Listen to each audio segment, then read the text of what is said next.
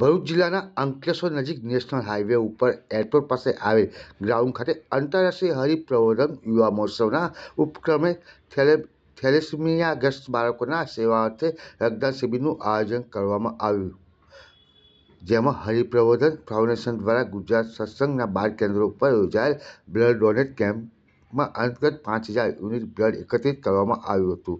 ગુરુ હરિપ્રસાદ સ્વામીજી મહારાજના 51માં પ્રાગટ્ય દિન અને પ્રગટ ગુરુ હરિપ્રબોધન સ્વામીના 72માં પ્રાગટ્ય દિન નિમિત્તે ભરૂચ જિલ્લાના અંકલેશ્વર નજીક નેશનલ હાઈવે ઉપર એરપોર્ટ પાસે આવેલ ગ્રાઉન્ડ ખાતે આંતરરાષ્ટ્રીય હરિપ્રબોધન યુવા મહોત્સવનું ભવ્ય આયોજન કરવામાં આવ્યું છે। ત્યારે શનિવારે અને રવિવારના રોજ 2 દિવસ માટે બ્લડ ડોનેટ કેમ્પનું સફળતાપૂર્વક આયોજન કરવામાં આવ્યું છે, જેમાં શનિવારના રોજ ગુજરાત સત્સંગ અલગ 12 કેન્દ્રો પર બ્લડ ડોનેટ કેમ્પ યોજાયો હતો। થેલેસેમિયાગ્રસ્ત બાળકોના સેવાર્થે રક્તદાન શિબિરના દરમિયાન 5000 યુનિટ જેટલું બ્લડ એકત્રિત કરવામાં આવ્યું છે।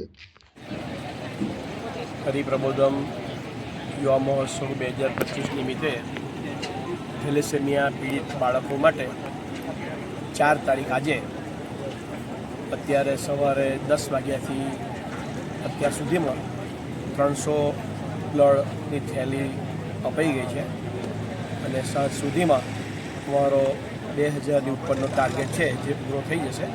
હરિભક્તો પધારી રહ્યા છે। આવતીકાલે પણ સવારથી બપોર 3 વાગ્યા સુધી છે જ, તો કાલ સુધીમાં અમે 5000 થેલી અર્પણ કરીએ એવું અમારું આયોજન છે। તો સર્વે ભક્તો હજુ પણ આપણી પાસે સમય છે તો બ્લડ ડોનેશન માટે પધારે। સૌને અંતરના જય સ્વામિનારાયણ, દાસના દાસ।